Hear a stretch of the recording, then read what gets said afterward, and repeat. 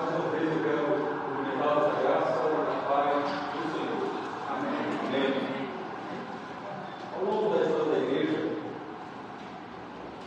como parte de preparação pessoal, particular, passando a Deus, cristãos ao redor do mundo têm a prática de, quando tem a oportunidade de saber com antecedência qual é o texto da exposição do culto que seguirá ao fim do dia, como é o caso de vocês, fazerem da sua devoção pessoal, parte dela, a meditação do texto em que será pregado no culto seguinte. Então, se você não tem esse hábito, eu quero encorajar você a, quando você tomar conhecimento com antecedência qual é o texto da exposição, você, na sua preparação para o culto, ler esse texto, orar e pedir a Deus: Senhor, fale comigo nesse texto, abençoe o pastor nessa exposição sobre esse texto, medite nesse texto, venha para o culto já meditando nesse texto. Certamente esse é um exercício muito proveitoso para a apresentação do nosso computador. Se eles puderem, fiquem em pé, por favor, abram o livro da Bíblia, Evangelho segundo Lucas, capítulo 6, vamos ler do versículo 46 ao 49, versículos que serão alvo da nossa exposição nessa noite. Lucas 6, 46 ao 49.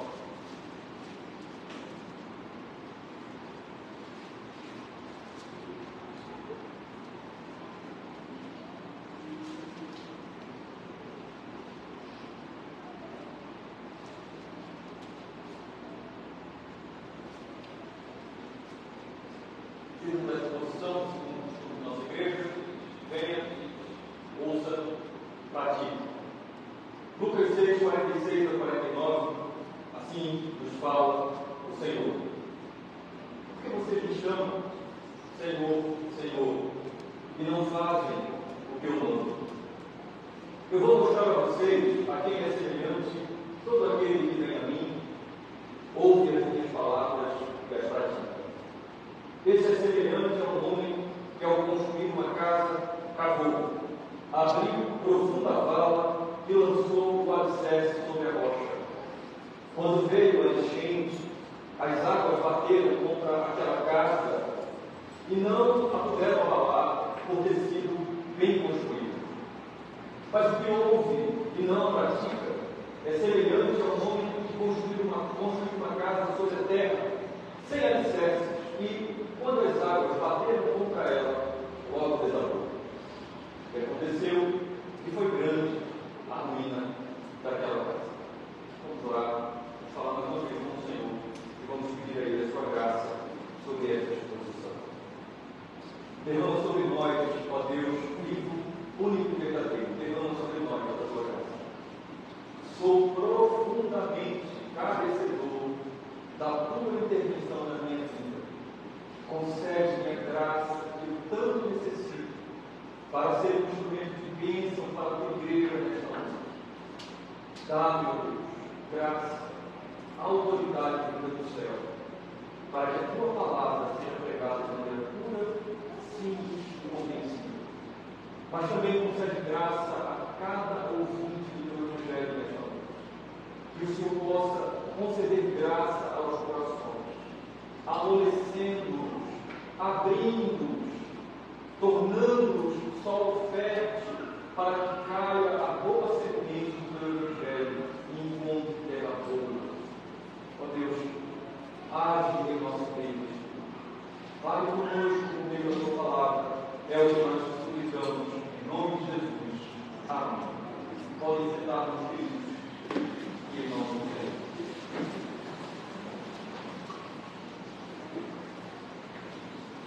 Meus irmãos, quem dentre nós gosta de ser iludido? Certamente tem um de nós.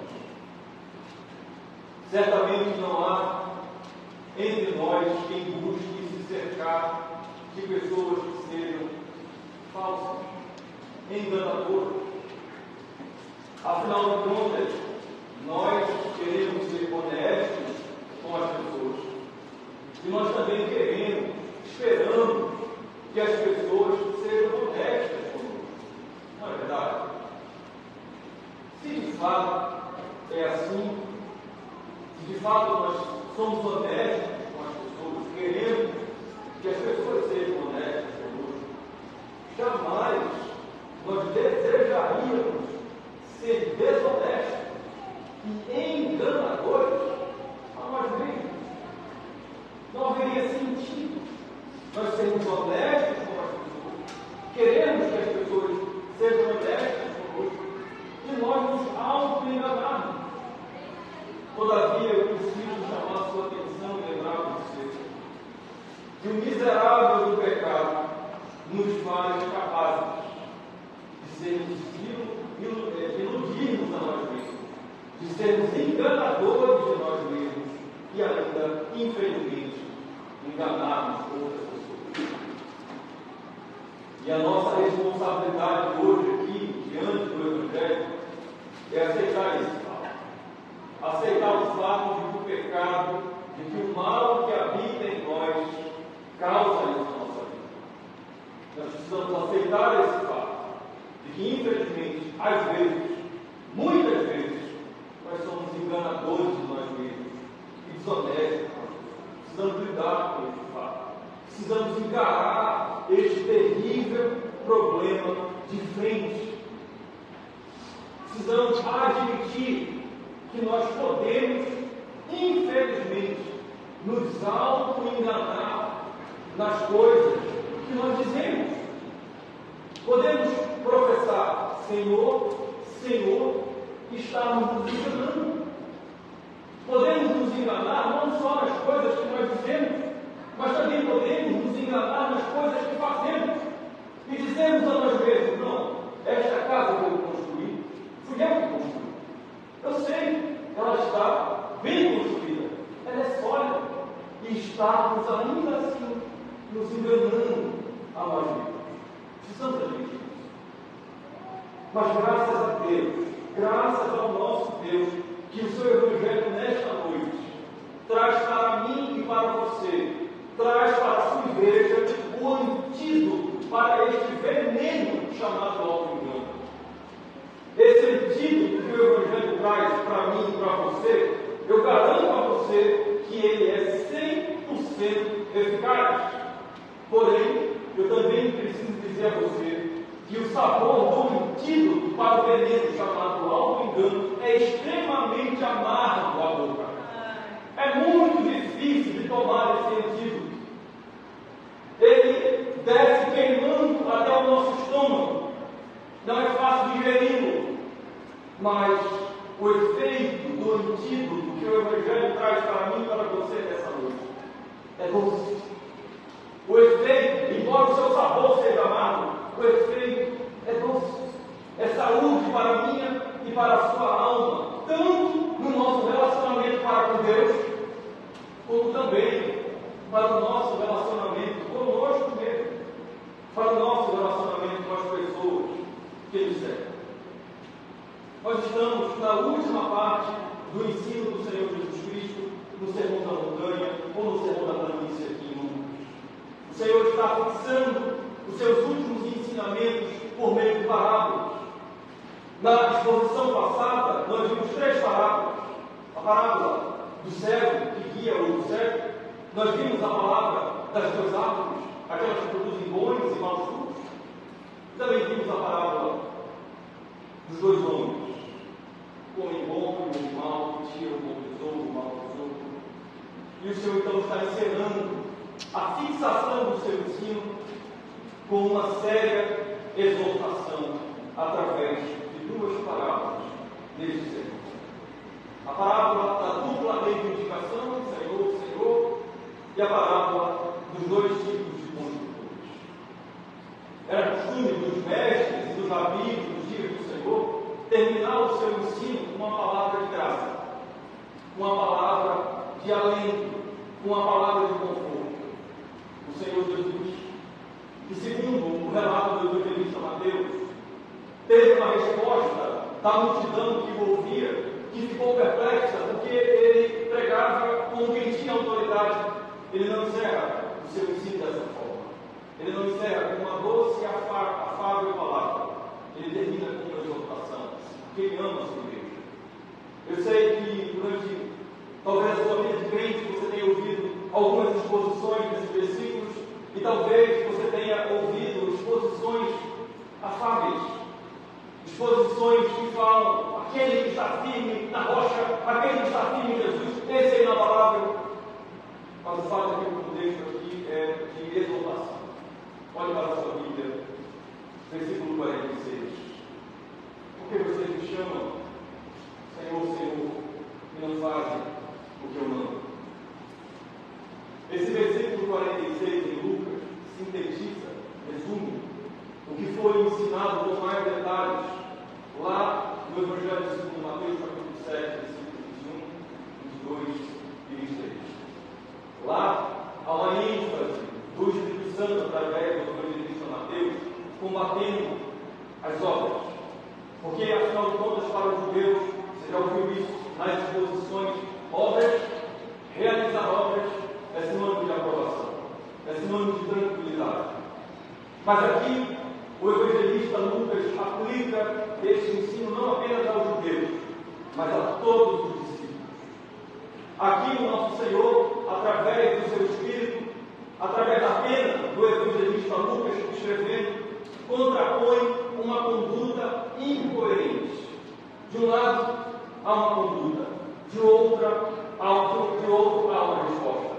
Ele diz: por que vocês me chamam Senhor, Senhor?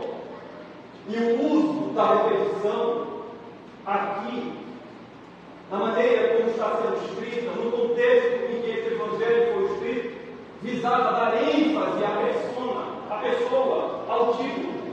Não é a primeira vez que isso acontece na Bíblia. Isso aconteceu em Gênesis, quando Deus se referiu e chamou Abraão. Isso aconteceu em Êxodo, Moisés. Isso aconteceu em 1 Samuel, capítulo 3, Samuel. A ideia é dar uma ênfase à pessoa, é dar uma ênfase à mensagem que vai ser transmitida. Aqui acontece a mesma coisa. E o que o Senhor está fazendo não é uma reprovação ao uso do adjetivo que estão colocando sobre ele, Senhor, não, porque de fato ele é Senhor. O que Jesus está destacando quando ele pergunta: por que você me chama Senhor, Senhor? Mas não fazem aquilo que eu mando. O que ele está destacando é: existem discípulos nominais. E sim, essa palavra é uma exortação direta para a igreja. A sua fala é para mim e para você. E o nosso Salvador está dizendo que existem pessoas que ouvem o Evangelho e que avançam ao ponto de declararem, de professarem, de publicarem com a sua boca: Jesus Cristo é Senhor. Entretanto, essas pessoas, embora se dirigam a Ele pelo tratamento correto, pelo nome correto, essas pessoas, elas não vivem de acordo com a sua profissão, com aquilo que falam. E o Senhor está perguntando: por que vocês fazem isso? Essas pessoas que agem dessa forma, ou seja, que são cristãos nominais, elas inclusive, no dia do juízo, chegarão a argumentar com o próprio Salvador, tentando se salvar por suas obras. E é isso que está registrado no Evangelho de Mateus, capítulo 7, sobretudo no versículo 22. Lá está escrito muito naquele dia, e a passagem é a mesma, só o Evangelho é diferente. Vão me dizer: Senhor, Senhor, nós não profetizamos em seu nome, e em seu nome não expulsamos demônios, e em seu nome não fizemos muitos milagres. O Senhor fala que existem pessoas que chegarão ao ponto, naquele dia final, de conduzirem as suas vidas e ainda acharem que podem argumentar com o Senhor. Cristãos nominais que pensam que podem, agora, hoje, e poderão, naquele último dia, argumentar com o próprio Deus e dizer: Senhor, calma, o Senhor está me reprovando, mas e o que eu fiz? Não valeu de nada. Muitos cristãos hoje fazem questão de argumentar diante de Deus. Muitos cristãos hoje fazem questão de argumentar diante de outros cristãos. Muitos cristãos hoje fazem questão que as suas obras sejam vistas e que haja crédito pelo trabalho que realizam, fazendo questão de que aquilo seja atribuído àquela pessoa. Eu quero dizer a você, meu irmão e minha irmã, se esse é o seu caso, acabe com isso de uma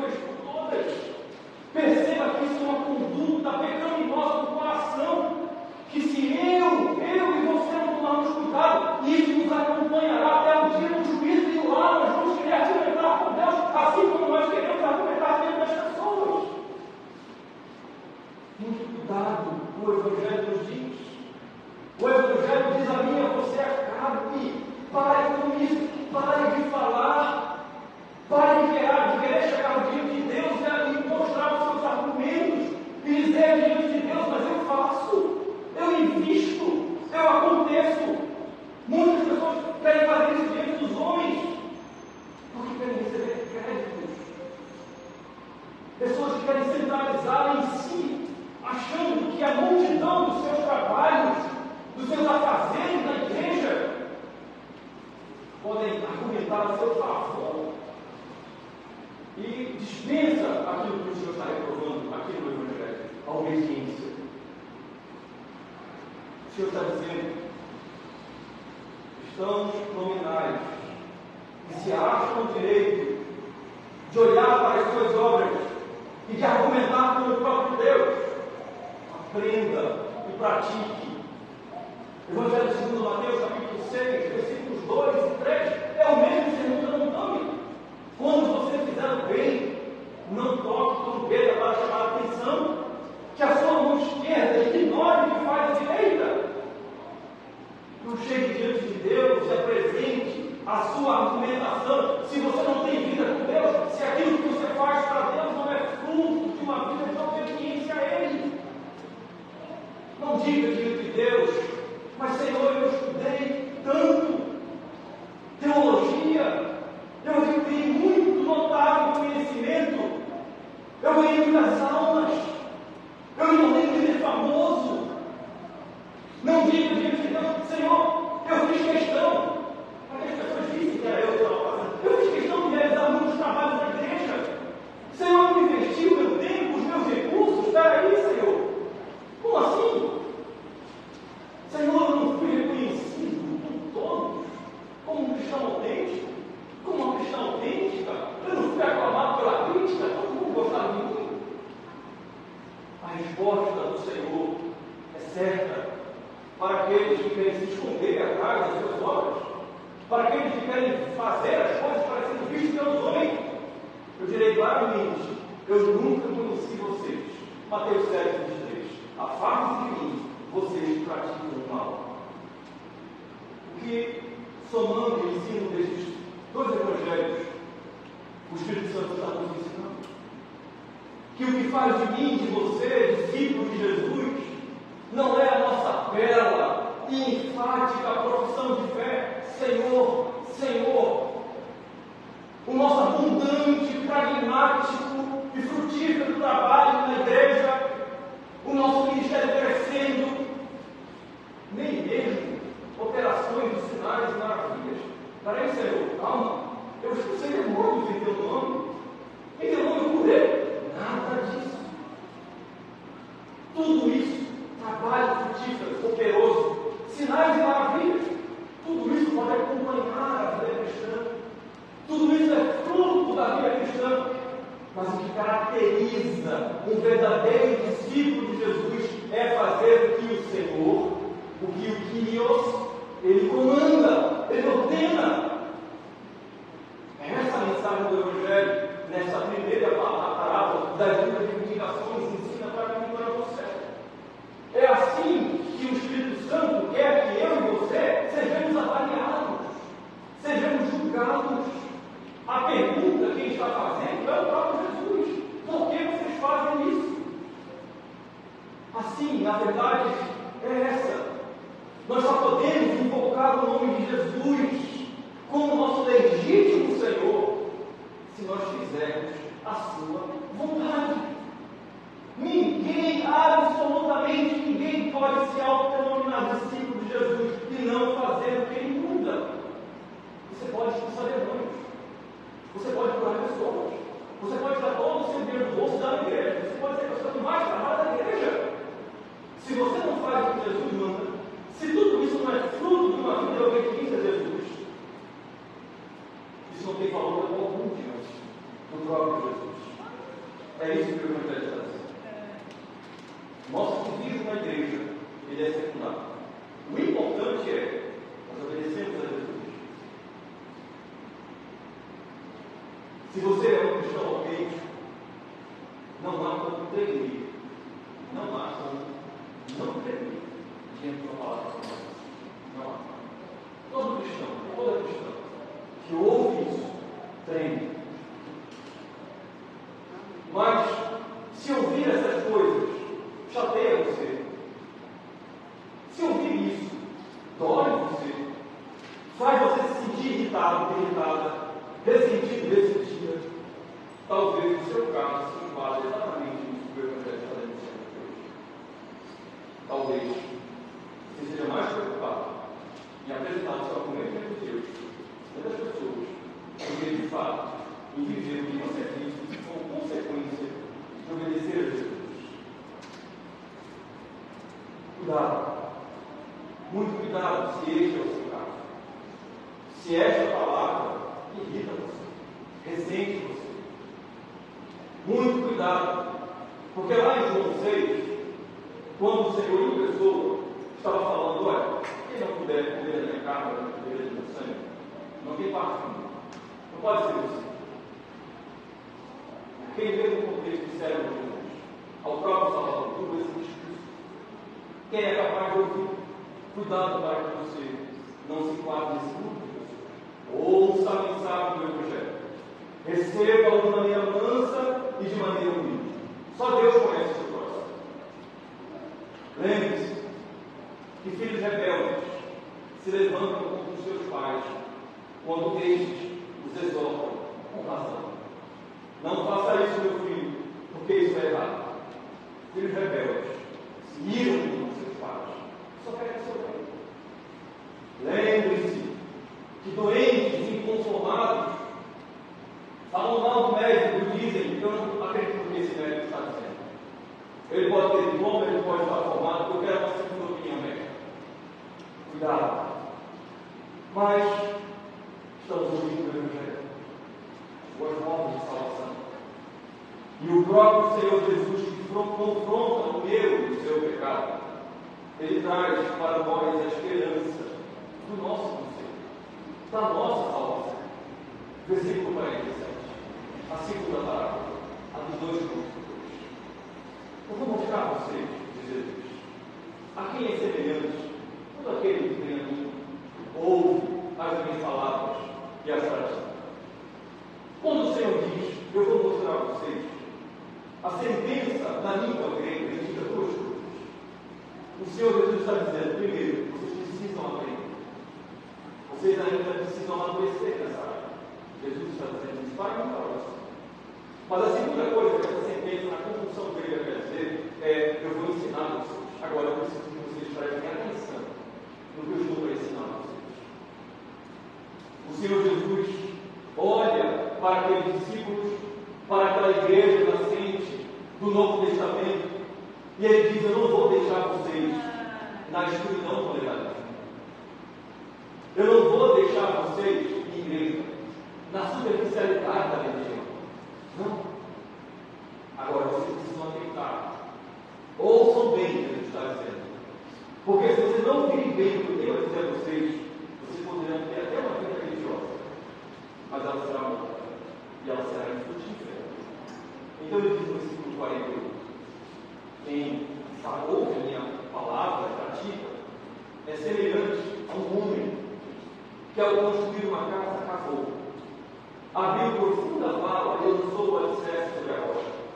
Quando veio a enchente, as águas bateram contra aquela casa e não a puderam abalar, por ter sido bem construída.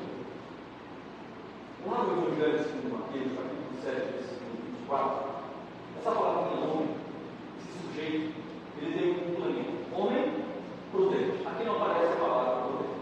A palavra prudente é sinônimo de inteligente. Aquele que escuta a minha palavra é semelhante a uma pessoa inteligente. É semelhante a uma pessoa atenta. É semelhante a uma pessoa que é dedicada, que dedica-se àquilo que lhe é vital, àquilo que lhe é importante. Assim é aquela que ouve a minha palavra e a pratica. E o que essa pessoa faz? Aqui ela se assemelha. Ela abre uma profunda vala e lança o alicerce sobre a rocha.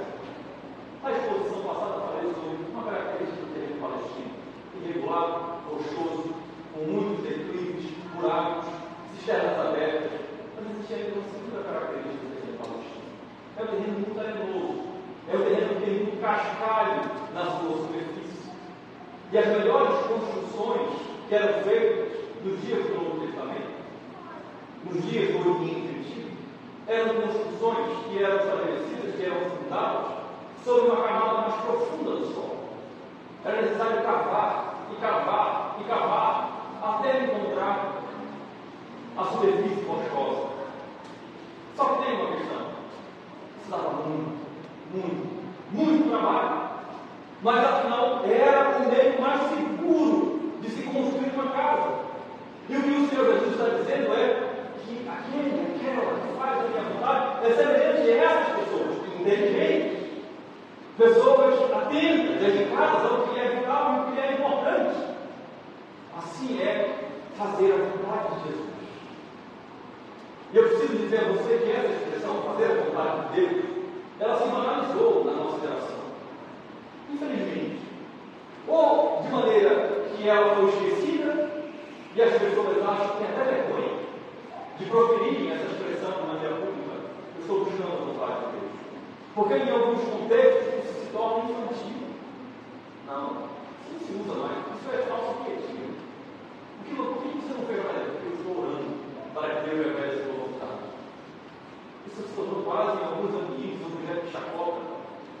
Por isso, muitos têm se amedrontado, intimidado e têm esquecido. Mas, todavia, porém, por outro lado, também, essa expressão tem sido analisada, porque ela tem sido barateada. Porque hoje tudo é vontade de Deus. Porque aquilo que vai de acordo com o que eu quero, é vontade de Deus. Então agora tudo é vontade de Deus, tudo Deus me perdoa. Eu preciso chamar a atenção em relação. Não é isso que eu estou dizendo. Eu estou falando da vontade de Deus. Aquele que faz a vontade de Deus. Aquele que ouve a voz de Deus e que faz. Mas, pastor, como eu posso saber que eu estou ouvindo a voz de Deus e que eu estou fazendo a vontade de Deus segundo a sua voz? Observando segundo a sua palavra. A sua vontade está perfeita, plena, definitiva e suficientemente revelada na Bíblia. Só que a semelhança daqueles que cavavam até chegar na rocha, mergulhar, cavar, garimpar na palavra de Deus é trabalhoso. Mas aqueles que fazem assim, eles são inteligentes, eles são dedicados, eles são atentos, e eles colhem o benefício e o fruto do seu trabalho. Qual é? Quando vem a enchente, continua o versículo 48, as águas batem contra aquela casa, não podem abalá-la, pois ela foi bem construída. E o verbo abalar aqui é sacudir, é desestabilizar. Perceba que aquele que ouve a palavra de Deus e pratica, não é que ele não é destruído, derrubado. É muito mais do que isso. Ele é sequer abalado. Não é balançado, desestabilizado, não é sacudido. Aquele que ouve a voz do Senhor e que faz a sua vontade. Aqui em Lucas, as águas vêm. Lá em Mateus, versículos 25 e 27, há uma crescente. Lá está escrito que caem as muitas chuvas, transbordam os rios, e ainda por cima sopram os ventos. 3 elementos unidos contra aquela casa. Na Palestina, os períodos chuvosos eram desafiadores, porque grandes quantidades de água, você ouviu isso no Antigo Testamento, as torrentes do Negev, grandes quantidades de água caíam subitamente. E muitas dessas águas desciam pelas colinas, pelos montes, e iam se somando aos riachos, aos ribeiros circunvizinhos, que acabavam transformando tudo isso em torrentes muito violentas. E naquele contexto desafiador, casas edificadas sobre a parte mais sólida do solo, ou seja, sobre as rochas, elas permaneciam intactas. Elas poderiam ser sujas pela lama, pela terra, mas elas permaneciam intactas. Elas não se moviam, elas não eram sacudidas. O Senhor está dizendo, usando essa figura para fixar isso no coração da igreja. São semelhantes a estas edificações, os que ouvem o Evangelho e o praticam. Aqueles que praticam tudo o que ouvem de minha parte, incondicionalmente, sem questionar, sem contestar. Aqueles que ouvem a minha voz e fazem o que eu ordeno, em situações favoráveis de sol ou em situações desfavoráveis de tempestades. Aqueles cristãos autênticos que sabem que o Evangelho nominal, que o Evangelho parcial, que o Evangelho fofo, estabelecido sobre obras humanas, sobre os aplausos humanos, eles não conseguem dar sustentação nos dias da provação e das tempestades. Aqueles que sabem que apenas Cristo Jesus, apenas a vontade revelada de Deus, pode dar solidez, pode dar estabilidade, pode dar segurança que nós precisamos no dia da angústia e da tribulação. Mas o versículo 49, o Senhor está nos exortando.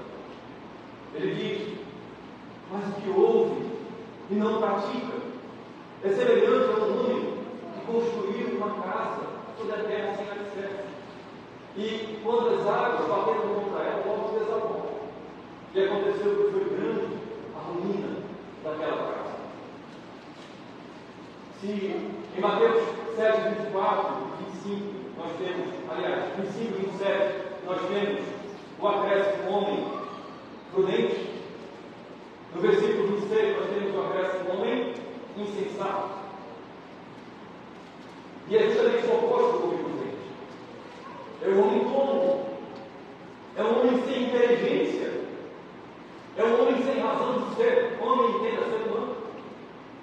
É um homem infundado, sem fundamentação. Agora, o que mais assusta é que a palavra ouro, no grego, também significa ímpio, afastado de Deus. São aqueles que não querem ter trabalho de cavar bem fundo rumo à vontade de Deus, que não querem investir as suas forças, a sua saúde, as suas faculdades, buscando a pura vontade de Deus em sua palavra. São aqueles insensatos que acham que sempre vai fazer sol sobre a sua vida, que nunca haverá o tempo da tempestade, daqueles que olham para a superfície, que se contentam com uma superficialidade, porque afinal de contas, quando você olha, as duas casas estão lá, uma do lado da outra. Você não consegue ver a edificação sobre onde estão fundamentadas. E às vezes, quando você olha para as duas casas, às vezes a que está solidificada sobre a areia tem até uma aparência melhor, é mais bonita, é mais ampla, maior, tem mais aparência, mas não tem as espécies, segundo o que o Evangelho está dizendo. Não tem base. Então, no dia da adversidade, ele vai vir sobre bons e maus, vai vir sobre crentes e sobre ímpios, sobre crentes autênticos e sobre crentes nominais. Quando vier os ventos, as águas, não só vão sacudir essa casa, não só vão abalar essa casa, mas vão destruir essa casa. E existe uma construção aterradora nesse versículo 49. Logo, desabou. A palavra logo é imediatamente. Quando vier a adversidade, não será uma destruição gradual, será uma destruição instantânea. Mas a segunda expressão, que é o verbo desabar, significa cair de um lugar mais alto para um lugar mais baixo. Uma posição, literalmente, ereta para uma posição derrubada.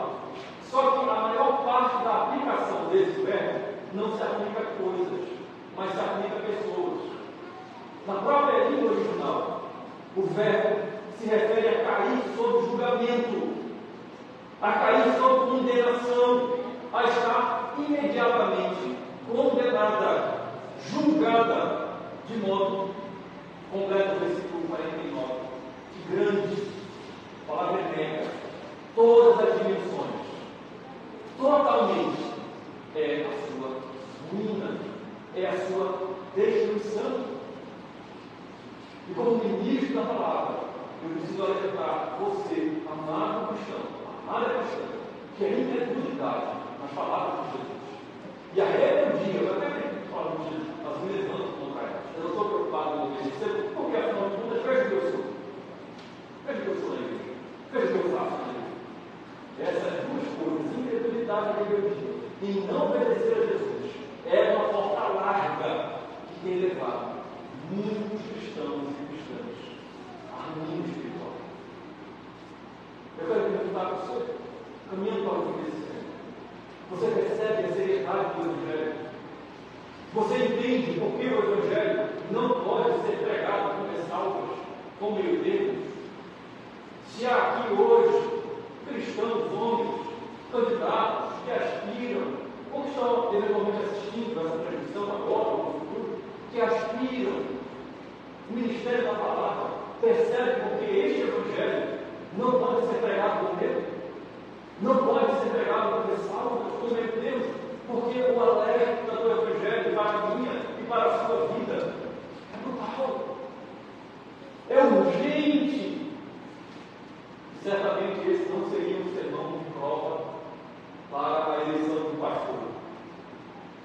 Muitos têm pulado passagens dos evangelhos como essa para não pregar, ou então ter adulterado a mensagem exortativa do Senhor aqui nessa passagem. E uma mensagem triunfalista seria tão mais fácil de pregar. Ele fica sua vida sobre a rocha. Você vai ver como isso vai pregar. Sobre o mundo. Mas aquilo que o Senhor está dizendo é: essa é a inclinação do coração de vocês, igreja do Senhor. Esse é o sistema, escute isso, ouvintes das montanhas, das planícies. Esse é o sistema religioso que envolve vocês. Assim estão os fariseus, achando que as suas muitas obras o justificam diante de Deus, mas eu não conheço esse povo, nunca conheci. Você entende, cristão? Você entende, cristão?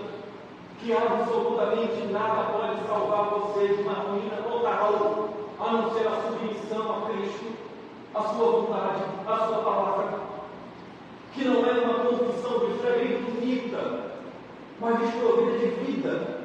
Não é um ativismo religioso, o carro que você tem na igreja, o dinheiro que você possui, os seus dízimos, as parcerias. Eu sou chegado de um pessoal muito de boa, eu tenho umas amizades, eu tenho um pessoal aí com uma alta cultura, parcerias.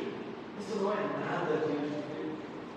Mais cedo ou mais tarde, e por fim, no juízo final, se eu e você não estivermos queimados sobre a rocha, nós ouviremos: não conheço você, nunca conheci você, afaste-se de mim, você esteve longe de mim, parafraseando o texto a sua vida inteira na igreja, e você continuará longe de mim, por toda a eternidade.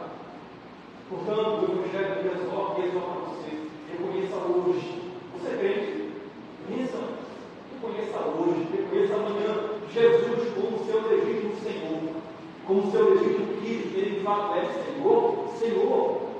Reconheça a sua divindade, reconheça que Ele é Deus, reconheça a sua messianidade, reconheça que Ele é o teu Salvador, que Ele é o Messias esperado e enviado, mas também reconheça a sua soberania. Ao demais voltar, manda que importa. Obedece quem tem juízo, Jesus manda, e nós obedecemos. Chame do Senhor, Senhor, mas submeta-se à soberania da sua vontade em todo o tempo. Obedeça em todos os seus caminhos. Por quê? Porque Ele é a rocha. Ele é a rocha sobre a qual está firmada a sua igreja em uma vida de obediência. Isaías 28, 16, é um texto que você conhece. Professor muito bem acerca dessa rocha. Portanto, assim diz o Senhor Deus: este põe em cima uma pedra, pedra já provada, pedra preciosa, angular, solidamente assentada. Mais adiante, o apóstolo Pedro, interpretando Isaías 28, 16 e aplicando isso à igreja cristã, escreveu em sua primeira carta, capítulo 2, 4 ao versículo 8. Escute o que o Evangelho acalenta e conforta no seu coração. Chegando-se a ele, diz o apóstolo Pedro, cheio do Espírito Santo, a pedra que vive, podemos nos achegar a ele, podemos obedecê-lo e estaremos firmados nele. A pedra que vive, rejeitada sim pelos homens, mas para com Deus eleita e preciosa. Agora veja o versículo 5. Também vocês, como pedras que vivem, são edificadas casa espiritual para serem sacerdócio santo, a fim de oferecerem sacrifícios espirituais agradáveis a Deus por meio de Jesus Cristo. São edificados sobre a rocha que é Jesus. São edificados com uma vida piedosa, genuinamente de obediência a Deus. Nós experimentamos dessa solidez, não para nos mantermos vivos espiritualmente, mas para expressarmos um culto vivo, para servirmos na igreja de maneira abundante, frutífera, temos muitas parcerias, pegamos todos os nossos recursos, nosso tempo, nossa juventude e oferecemos para Ele sacrifícios espirituais agradáveis a Deus, por meio de Jesus Cristo, apenas por meio dele. Versículo 6, ele vai citar Isaías, pois isso está na Escritura. Este ponho em si eu não quero recuar, veja que está servindo a Jesus. Isaías será Jesus, eleito e preciosa, a quem dela e quem ela quer não será envergonhado. Portanto, versículo 7.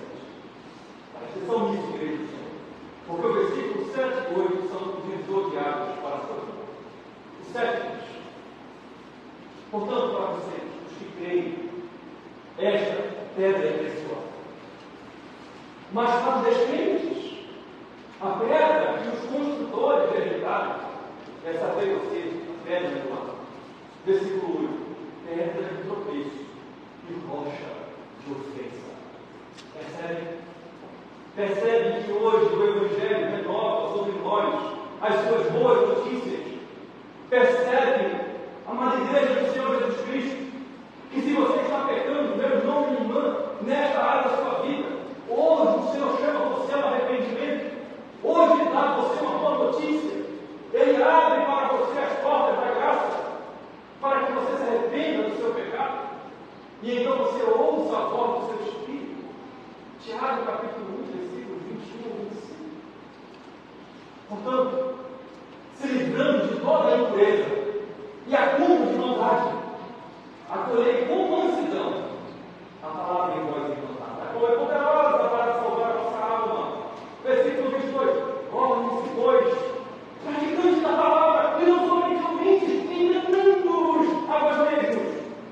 Porque se alguém é ouvido da palavra e não praticante, assemelha-se ao homem que contempla no espelho seu rosto natural. Pois assim mesmo se contempla e se retira e logo se esquece de como era a sua aparência.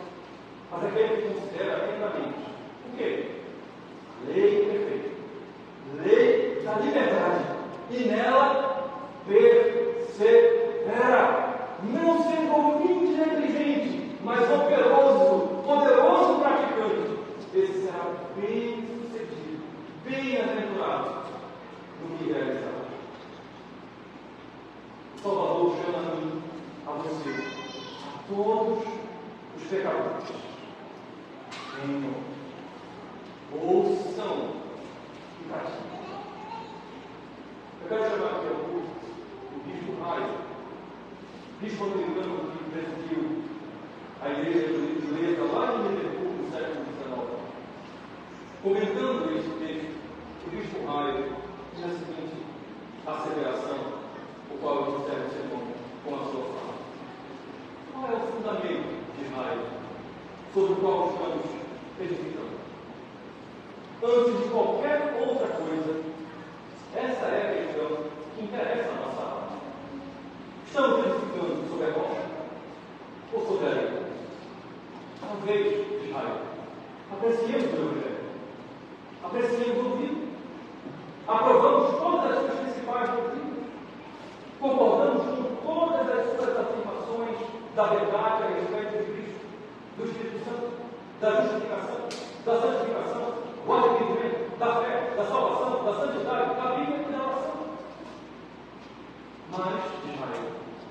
estamos fazendo? Que ele coloca ênfase nesse verbo fazer. Estamos fazendo. Qual é a prática diária da nossa vida em casa e na sociedade? Ele encerra dizendo, em breve, chegará o dia em que coisas assim serão perguntadas e respondidas, quer gostemos de Israel ou não. Recordemos disso agora, ele encerra, e não brinquemos com a nossa alma. Vamos orar. Ó nosso Deus, não sei se primeiro te agradeço por tua palavra, ou se peço perdão ao Senhor pelos meus pecados, pelos pecados do teu povo, como o nosso coração enganoso, a tua palavra te fala normalmente. Como somos sutis, como disse meu filho do mundo, nos enganarmos em nossas afeições religiosas. Nos perdoe, Senhor, porque às vezes colocamos as nossas obras, às vezes colocamos a nossa consciência no nada. Perdoa-nos, ó Deus, porque às vezes relativizamos a tua vontade, achamos que ela é secundária, que outras coisas são primárias para nós. Perdoa-nos, Senhor. Mas, ao mesmo tempo, eu quero te agradecer. Muito obrigado, Senhor, por ter me concedido graça, coragem para pregar de maneira pura, de maneira honesta, com o coração limpo do teu Evangelho. Obrigado, primeiramente, por ter falado comigo, por ter me exortado a ser um crente, um pastor, um ministro, que edifica a minha vida sobre Cristo, a minha rocha. Também, Senhor, eu te agradeço por ter falado com a tua igreja, com os teus filhos e teus amigos, aqueles que têm prevalecido em vitória neste quesito, que estão com de graça, fortalecendo, sustentando, cravando essa verdade no seu coração, de modo que esse cristão, essa cristã progrida, avance, cada vez mais, buscando fazer a tua vontade, estando solidificado sobre a rocha.